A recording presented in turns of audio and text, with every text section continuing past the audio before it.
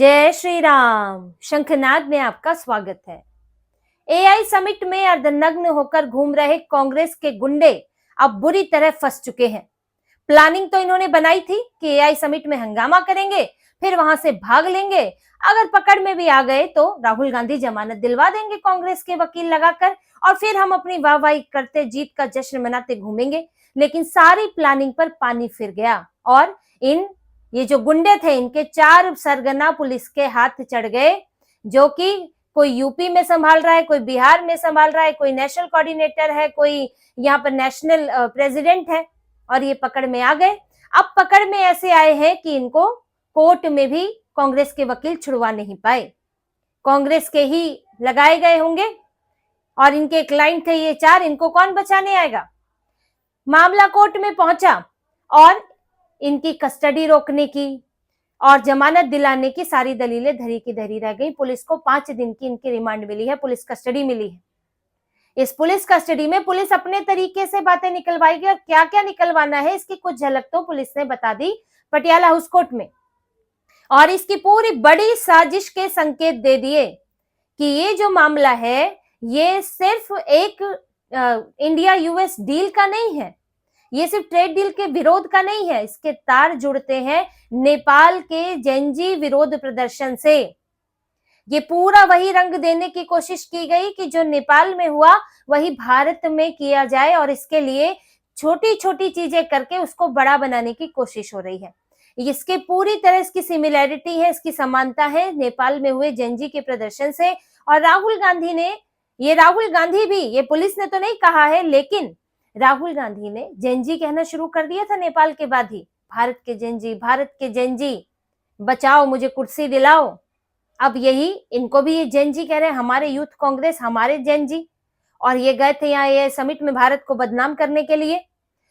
तो पुलिस ने इनके ऊपर बड़े गंभीर आरोप लगाए कि इन्होंने पीएम मोदी का नाम लिया, इन्होंने डोनाल्ड ट्रंप का नाम लिया, अमेरिकी राष्ट्रपति का नाम लिया, पीएम मोदी की आपत्तिजनक तस्वीरें पहनी। तो ये सिर्फ विरोध प्रदर्शन का मामला नहीं रह जाता है, ये भारत की छवि धूमिल करना, भारत को नुकसान पहुंचाने का मामला बनता है। और इनके ऊपर कई धाराएं तो पहले ही लगाई गई है, लेकिन अब आगे और जांच के लिए इसलिए कस्टडी मांगी गई है। पुलिस का कहना है कि हम ये देखेंगे, पहले तो इनके फोन रिकवर करने हैं, दूसरा जो वहां से भाग लिए लात जूते खाकर, जिसका वीडियो आ रहा है कि लात खाकर, थप्पड़ खाकर जो वहां से भाग लिए, अब उनको भी पकड़ना है। और इस पूरी साजिश में क्या विदेशों से फंडिंग आई है इसकी जांच करनी है। मोबाइल खंगाले जाएंगे कि ये पूरी साजिश बनी कहां, कब रची गई। पुलिस का यही कहना है कि ये कोई स्वतः स्फूर्त नहीं है कि 4 लड़के आए और ये 10-15 लड़के आए और विरोध प्रदर्शन करने लगे। कांग्रेस के बिहार के, यूपी के, तेलंगाना के ये सारे सेक्रेटरी हैं, कोई सेक्रेटरी है, कोई अध्यक्ष है। नाम है इनके नरसिंह यादव, अजय कुमार, कृष्ण हरि, कुंदन यादव। ये चारों जो पकड़े गए हैं, 2 सेक्रेटरी, कोई अध्यक्ष, कोई कोऑर्डिनेटर है। तो ये सब इनको इकट्ठा करके लाए, 3 राज्यों से आए हैं, प्रिंट करवाई है। तो प्लानिंग बनी कहां जाकर बैठे, ये सब पुलिस पता कर रही है। और ये वैसा ही समझिए जैसे उमर खालिद और शर्जील इमाम का मामला है। कहा जाता है ना, स्टूडेंट थे भाई, यहाँ दिल्ली में तो थे ही नहीं, लेकिन पुलिस ने इनकी व्हाट्सएप चैट से, इनकी लोकेशन से, इनके भाषणों से ये पूरी की पूरी एक कड़ी जोड़ी कि कैसे साजिश रची गई, कैसे लोगों को इकट्ठा किया गया और दिल्ली में दंगे करने। और सिर्फ दिल्ली दंगे की बात नहीं थी, बात ये थी कि उस वक्त अमेरिका के राष्ट्रपति डोनाल्ड ट्रंप भारत आए थे और ये लोग भारत को बदनाम करना चाहते थे दिल्ली में दंगे कराकर। तो ये देश विरोधी साजिश थी ना। किसी इसको सिर्फ इतना सीमित नहीं कर सकते कि ये सीए का विरोध था और उसी का ही विरोध प्रदर्शन हो रहा था। ये देश विरोधी साजिश थी। और ये ऐसे फंसे हैं, शर्जील इमाम, उमर खालिद अभी तक नहीं निकले हैं, इनके ऊपर यूएपीए लगा है। अब इनकी भी खोजबीन होगी कि इनकी फंडिंग कहां से आई और कहां बैठकर प्लानिंग हुई है। अब जब ये पता चलेगा तो उसके बाद कुछ और धाराएं इनके ऊपर जुड़ सकती है। राष्ट्रीय सुरक्षा का मामला हो सकता है, एनएसए लग सकता है इनके ऊपर, क्योंकि अभी शुरुआत में ये सब लगाने के लिए, धाराएं लगाने के लिए कुछ आधार चाहिए होता है, वरना फिर इनके वकील कोर्ट में चैलेंज कर देते हैं। कोर्ट में पुलिस को फिर ये साबित करना पड़ता है कि भाई हमने एनएसए क्यों लगाया, यूएपीए क्यों लगाया। अगर नहीं हो पाता है तो खारिज हो जाता है, फिर मुश्किल होती है।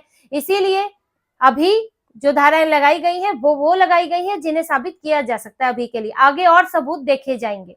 अब इनके वकील देखिए क्या कह रहे थे कि ये तो पढ़े लिखे हैं, डिग्रीधारी हैं, इनका करियर है, एफआईआर तो राजनीतिक साजिश है, इनको जमानत मिलनी चाहिए, इनका करियर है, इनकी इनकी राजनीतिक साजिश इनके खिलाफ हो रही है। तो ये वहां क्या करने गए थे एआई समिट में? ये कौन सी साजिश कर रहे थे कि आपको ट्रेड डील का विरोध एआई समिट में करना था? एआई समिट से जुड़ा हुआ मामला भी नहीं है आपका, और आप वहां पर किसकी ड्यूटी बजा रहे थे, किसके कहने पर कर रहे थे? अब जब इन्होंने पढ़े लिखे और डिग्री की बात की तो फिर दिल्ली पुलिस की तरफ से भी कहा गया कि अगर कोई व्यक्ति पढ़ा लिखा है तो उसकी जिम्मेदारी तो और बढ़ जाती है, क्योंकि जब आप पढ़े लिखे हैं तो आपको ये भी पता होता है कि आप जो अपराध कर रहे हैं, ये मान के चला जाता है कि आपको पता होगा कि आप जो आप काम कर रहे हैं वो अपराध है या नहीं, या किस तरह का अपराध है। आप जहाँ प्रोटेस्ट कर रहे हैं वहां आपको करनी चाहिए या नहीं, प्रोटेस्ट के लिए आपको परमिशन की जरूरत होती है, वो आपने ली या नहीं। तो आप अपने आप को पढ़ा लिखा कहकर और अपने ये जो मुष्टंडे अधेड़ उम्र के, इन्होंने जैसे राहुल गांधी अभी 55 साल में युवा बने रहते हैं, अधेड़ उम्र के इनके यूथ कांग्रेस वाले हैं जिन्हें युवा ही कह रहे हैं, और इनकी डिग्री और इनका करियर है, करियर था तो ये उठपटांग काम करने गए क्यों थे? तो इसलिए जब इनकी दलीलें नहीं चली तो फिर कोर्ट ने कोई जमानत नहीं दी और कोर्ट ने 5 दिन की रिमांड दे दी। अब रिमांड पर इनसे पूरी कहानी पूछी जाएगी, इसमें कोई शक तो नहीं है। ये कोई ऐसा नहीं है कि कांग्रेस में ये अचानक से हो गया, प्लानिंग ऊपर से लेकर नीचे तक सब शामिल है। क्योंकि जिस तरह से सुप्रिया श्रीनेट, पवन खेड़ा और सारे इनके जो है प्रवक्ता बचा रहे हैं, बोल रहे हैं कि नहीं नहीं क्या क्या गलत किया, विरोध प्रदर्शन ही तो था, शांतिपूर्ण ही तो था, शांतिपूर्ण विरोध प्रदर्शन, अर्धनग्न होकर इनका विरोध प्रदर्शन था, उसको बचाने की कोशिश कर रहे हैं।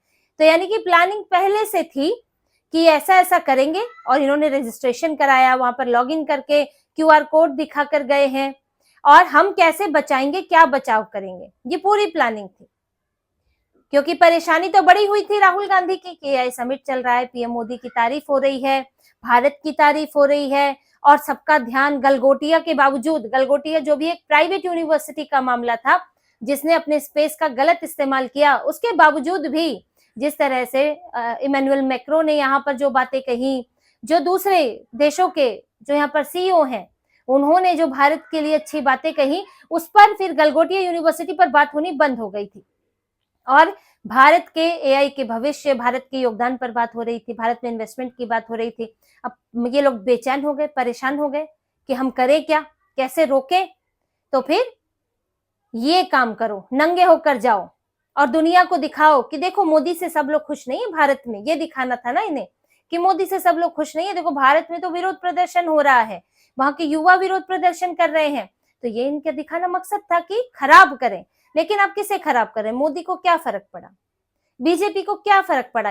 इससे तो फर्क पड़ा देश पर, और इससे अब जो नुकसान है वो कांग्रेस को है। कांग्रेस के कुछ प्रवक्ता तो बेशर्म होकर तो तरफदारी कर ही दे रहे हैं, लेकिन कई नेता मुंह छिपाते फिर रहे हैं। प्रियांक खड़गे, मल्लिकार्जुन खड़गे के बेटे, वो खुद ही कह रहे हैं कि ये सही था या नहीं था, इसके इरादे सही थे या नहीं, ये नहीं कहा जा सकता। कोई भी समझदार ठीक ठाक नेता इस तरह की हरकत का कभी भी समर्थन नहीं कर सकता। और कांग्रेस में जिसमें थोड़ी भी ये शर्मिंदगी है, इज्जत है, अपनी ही इज्जत है कम से कम, वो इस पर मुंह ही छुपाएगा, वो इस पे जवाब नहीं दे पाएगा। कुछ तो बेशर्म हो गए हैं, और वो राहुल गांधी की वाहवाही वाली टीम में भी है, तो उन्हें करना ही पड़ेगा। तो ये पूरा मामला जो है ये कांग्रेस की कुंठा को, कांग्रेस की सत्ता से बाहर रहने के कारण इनकी परेशानी को, और कैसे भी करके सत्ता पाने के लिए कितना भी नीचे गिर जाने की इनकी प्रवृत्ति को दिखाता है। और ये साबित हो चुका है इस विरोध प्रदर्शन से कि इन्होंने देश को भी बदनाम करने की इन्होंने कोई कसर नहीं छोड़ी है, और ये कोई भी चीज कर सकते हैं, अब उनकी कोई सीमा नहीं है।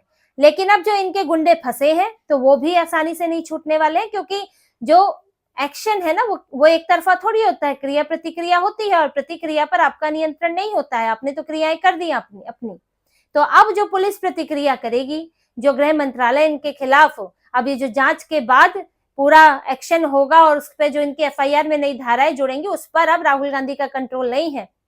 अब ये जो फंसे हैं और जो गिरफ्तार होंगे वो तो फंसने ही वाले हैं।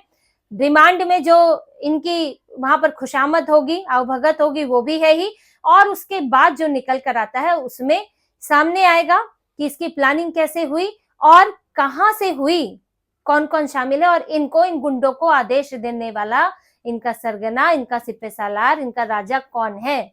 तो इसी तरह की और खबरें और विश्लेषण आपके लिए लाते रहेंगे। हमसे जुड़े रहिए, सब्सक्राइब कीजिए, कमेंट कीजिए। बहुत बहुत धन्यवाद। जय श्री राम।